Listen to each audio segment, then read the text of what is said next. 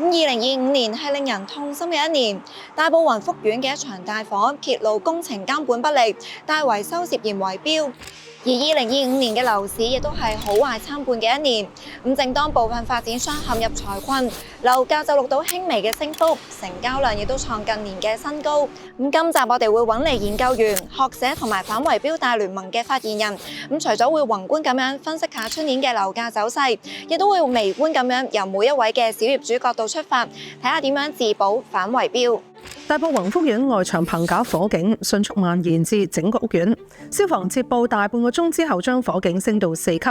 去到挨晚6點22分升到5級。我哋到呢一刻從來冇放棄過，亦都唔排除救出更加多嘅傷者。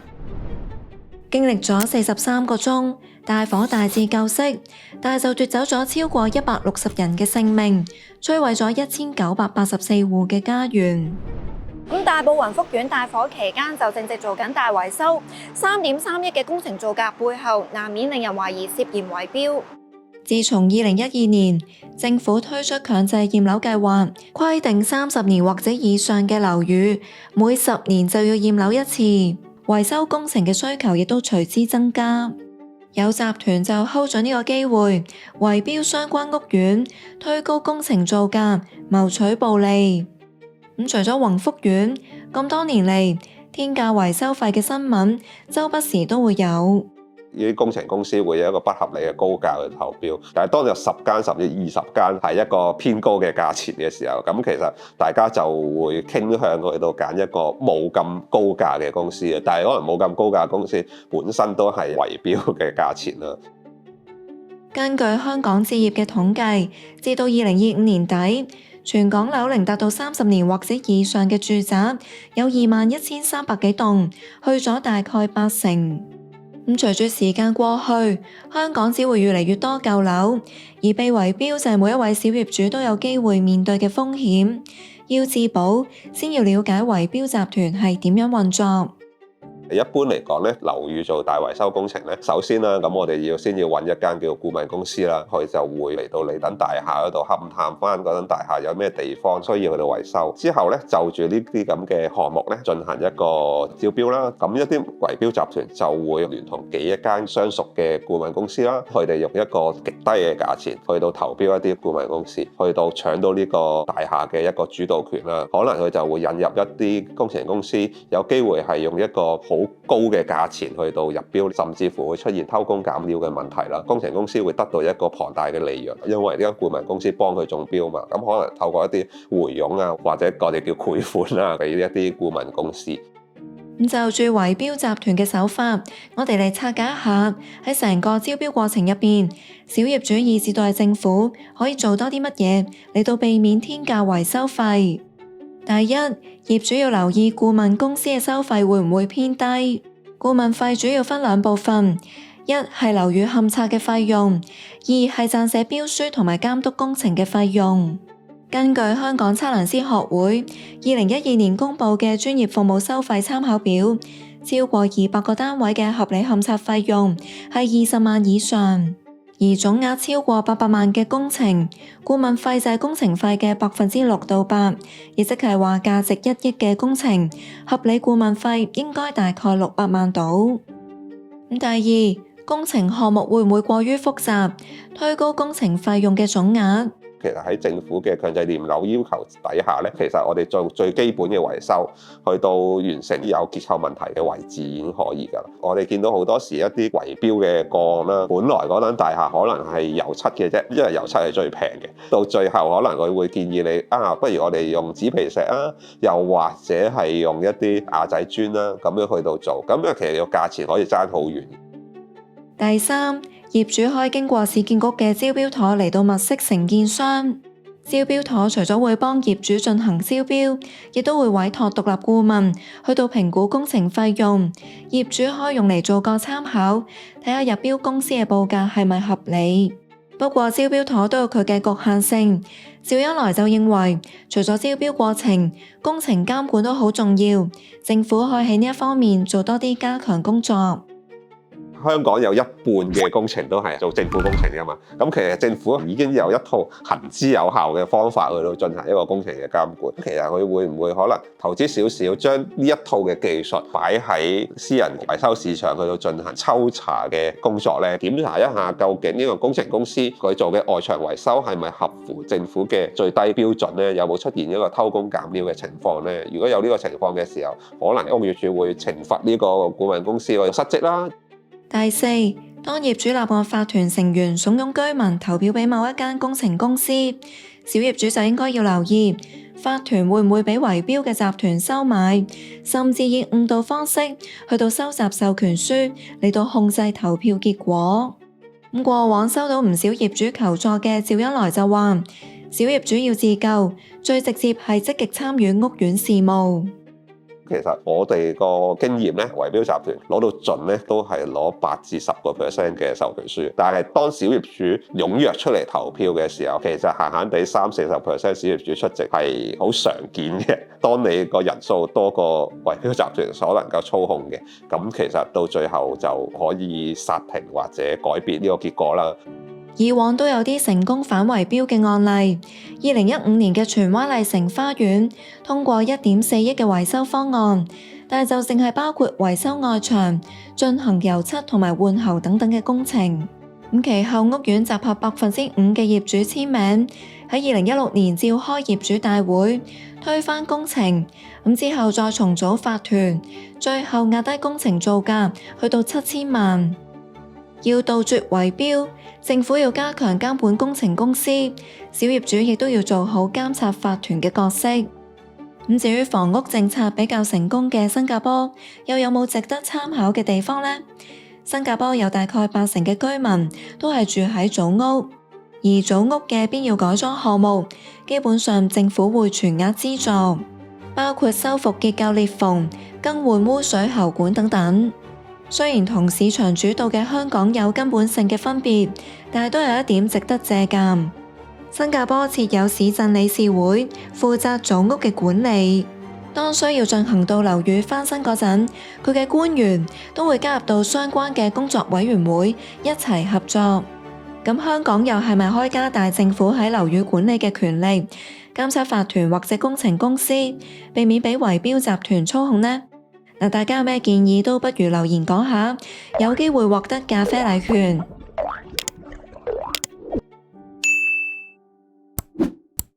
利好樓市嘅政策啦，加埋減息，令到跌咗3年嘅樓價喺2025年終於止跌回升。今年3月嗰陣，28 House 聯同港大經管學院經濟學講師何志培博士研發樓價指數，並且預測今年嘅樓價會升5%，最終嘅結果又係點呢？根據我哋嘅28 House 統計，今年年頭嘅樓價指數報 107.71 點，樓市喺2月份迎嚟好消息。財政預算案將100蚊印花稅嘅樓價上限由300萬放寬到400萬，再加上5月頭拆息大跌，導致按息大減，樓價開始突破低位。咁之後，本地銀行喺9月同10月跟隨美國2度減息，推動樓價進一步向上。截到12月頭，全年樓價暫時累升大概 4.3%。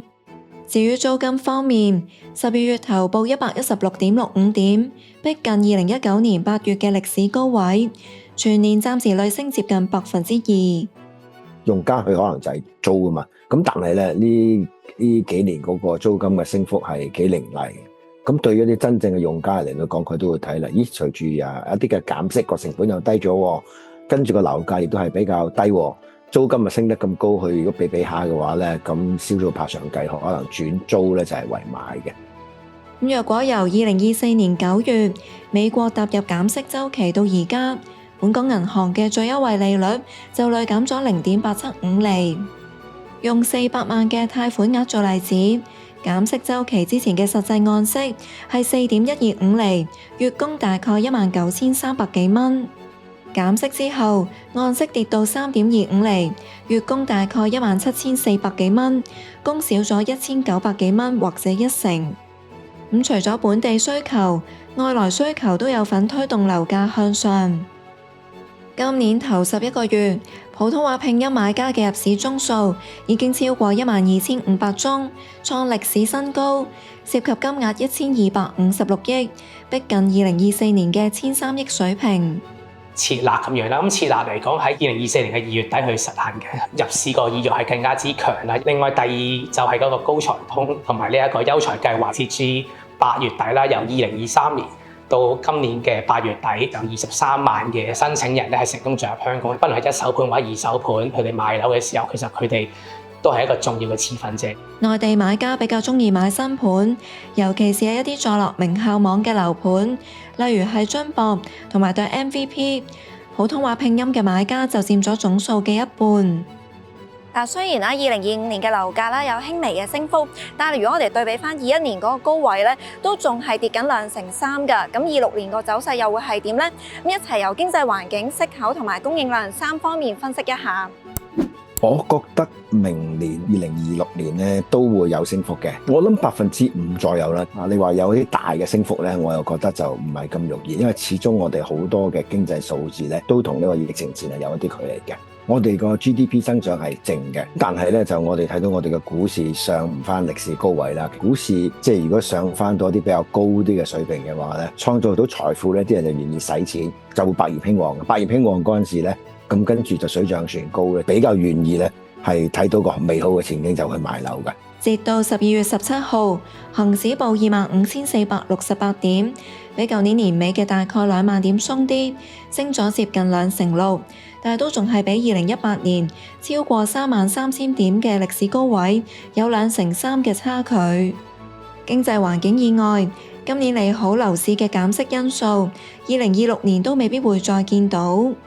因為而家嘅最優惠利率已經跌到5厘，亦即係加息之前嘅水平，亦即係話減 P 週期已經完結。除非美息政策出現改變，又或者本港流入大量資金，嚟緊未必會有太多嘅減息空間。息口除咗會影響用家，亦都會影響投資者嘅入市意欲。如果我哋睇翻嗰啲嘅投資者咧，佢投資喺呢個物業，佢一定會同一啲差唔多嘅投資工具嚟到比較嘅，譬如係呢一個嘅債券啊。咁直到今日為止，如果大家睇美國10年期同埋呢個30年期嘅國庫券咧，孳息率咧都有4點幾厘嘅。但係如果你依家買樓係要嚟做投資嘅，就唔係即係話自己自住嘅嚇，就係出租嘅話咧，就一定冇呢一個嘅回報率咯。咁至於供應量方面，根據28House 嘅統計，截到12月18號，2025年嘅一手貨尾量大概17800幾夥。雖然按年回落2成3，但係連埋仲未開賣嘅樓花，市場都仲有一定嘅供應量。咁所以28House估計，出年樓價只會有輕微嘅升幅。因為都一手貨尾，再加埋獲批嘅大準備可以供應出市場嘅萬一，咁其實3萬夥嘅供應，樓價嘅升幅配合一手貨尾個供應量嘅多少，我哋28House研究部就估計會有3至5%嘅升幅啦。咁至於長遠供應方面，根據房屋局9月尾嘅數據，未來3至4年嘅一手私樓潛在供應達到102000夥，按季微升1000夥。市場估計嚟緊都會維持一個比較高嘅水平，樓價只會平穩發展，難以大升。咁市況回暖之下啦，除咗樓價有回升，成交量都有回升。咁先講一手方面嘅註冊宗數，截到12月中錄到大概2萬宗，比舊年全年高出1成8，同時創近6年新高。咁至於二手方面，就錄到超過44000宗，按年升咗接近9%，咁並且創近4年嘅新高。統計部分發展商2025年嘅賣樓表現，新地就賣咗大概3000間，同舊年差唔多，套現超過350億，成為同行之冠。另外，隨住樓價略有回升，部分發展商嘅套現金額亦都創咗自己集團嘅近年新高。包括陷入財困嘅新世界，吸金超過330億，創近5年新高；而會德豐亦都套現大概250億，創近4年新高。而隨住市況回暖，今年都有誕生到票王，講緊嘅就係新地旗下嘅 Sierra C， 收超過42000張飛，成為史上收飛最多嘅新盤。至於定價策略方面，今年新盤普遍都係貼市價開出第一批單位，跟住先至逐步加價。例如今年2月推出嘅北角皇都，首批折實平均尺價係18,500幾蚊，成為同區大概11年嚟嘅最低價。其後發展商將部分單位加價3%，有一房嘅成交尺價去到23,000幾蚊，成個盤最終喺12月中沽清。有學者就認為，去到2026年，發展商都會維持先求量後求價嘅銷售策略。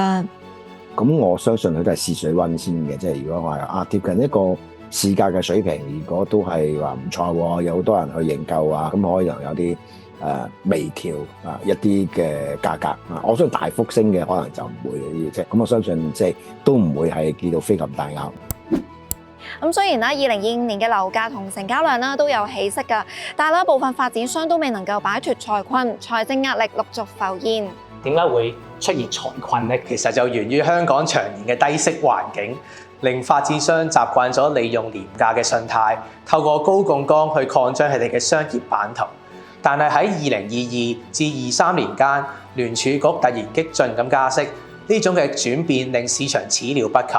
喺極高嘅負債基數之下，融資嘅成本嘅急升，瞬間變成沉重嘅負擔，令昔日嘅擴張神話瞬間變成生存危機。